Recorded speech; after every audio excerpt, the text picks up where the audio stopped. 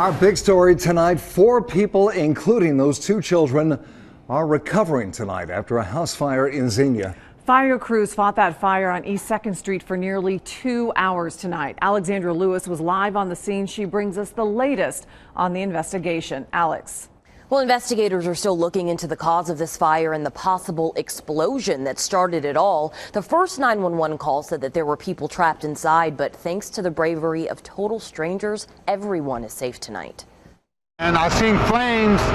I just heard a big boom. The next few minutes for Xenia's James Nard were all instinct. He started grabbing the woman and the man out the window, and they were like, "There's kids in the house, there's kids in the house." Just after 5 tonight, fire officials say this home on East 2nd burst into angry flames after a loud explosion. Obviously, there was some type of a event that caused the house to shift off of its foundation, that caused structural damage inside the home, and it caused heavy fire and smoke. So it leads us to believe there was some type of an explosion that sparked this fire. When emergency crews arrived, the home was already melting and unsafe for firefighters to enter.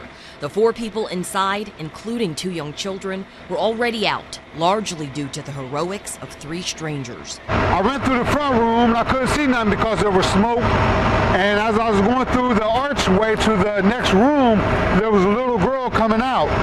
And I picked her up and I turned around and I just started carrying her out. James tells us his friends pulled out a young boy. I'd say these folks were acting like heroes, basically. And the fact that those 3 men, minding their own business, went in there after them kids is something amazing. What is there to think about? There was kids in the house. She said there was kids in the house. All I know is I got kids. I got 4 kids. And if my house blew up, I want somebody to go in the house and grab my kids. 3 people were taken to a local hospital for minor injuries, and those 2 kids did have minor burns from the fire, but everyone is alive tonight. With all the horrible fatal fires we've had lately, it doesn't get better than that. Jack.